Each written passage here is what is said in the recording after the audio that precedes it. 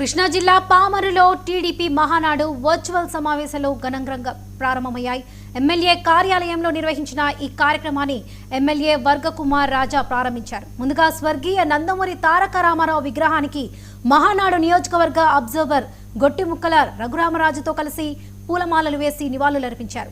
పామరు నియోజకవర్గ వ్యాప్తంగా 10 క్లస్టర్లలో మహానాడు వర్చువల్ సమావేశాలు నిర్వహిస్తామని ఎమ్మెల్యే వర్గకుమార్ రాజా తెలిపారు. దేశంలోనే 1851 క్లస్టర్లతో హైబ్రిడ్ విధానంలో ఈ తరహా సమావేశాలు జరగడం ప్రధానమని ఆయన పేర్కొన్నారు. ఇది గిన్నెస్ రికార్డ్ స్థాయిలో నిర్వహణని వ్యాఖ్యానించారు. పార్టీ అభివృద్ధికి నారా లోకేష్ కృషి చేస్తున్నారని, అభివృద్ధి సంక్షేమ భవిష్యత్తు అనే త్రిశూల వ్యూహంతో పార్టీ ముందుకు సాగుతుందని ఆయన పేర్కొన్నారు. 2 రోజుల పాటు జరగనున్న మహానాడు కార్యక్రమాల్లో పార్టీ భవిష్యత్ ప్రణాళికలు, అభివృద్ధి అంశాలపై విస్తృతంగా చర్చలు జరుగుతున్నాయని తెలిపారు.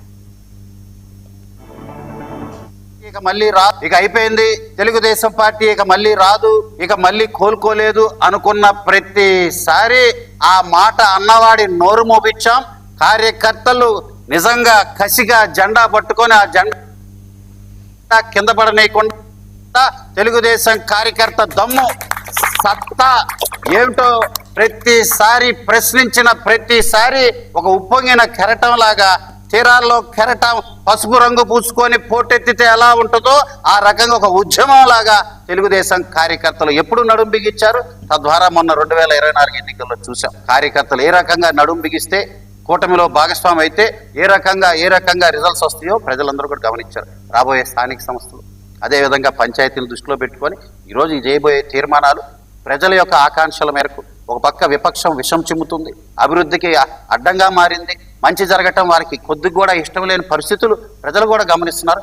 ఈ రోజున ఇది చాలా చారిత్రాత్మకంగా ప్రాముఖ్యంగా ఈ మహానాడు ఉందని కూడా తెలియజేస్తూ ఈరోజు దాదాపుగా 10 క్లస్టర్లు ఒకేసారి జరుగుతుంది. అబ్జర్వర్ గారు 5 చోట్లకి, నేను 5 చోట్లకి, రేపు కూడా ఇదే రకంగా ఇదే క్లస్టర్స్లో మళ్ళీ రేపు మరి మహనీయుడు ఎన్టీ రామారావు గారి జయంతి, దాన్ని పురస్కరించుకొని కూడా ఇంకా బ్రహ్మాండంగా రేపు ఇంకా ఉత్సవాలుగా కార్యక్రమాలు జరుగుతాయి. ఇక అయిపోయింది, తెలుగుదేశం పార్టీ ఇక మళ్ళీ రాదు, ఇక మళ్ళీ కోలుకోలేదు అనుకున్న ప్రతిసారి ఆ మాట అన్నవాడి నోరు మోపించాం.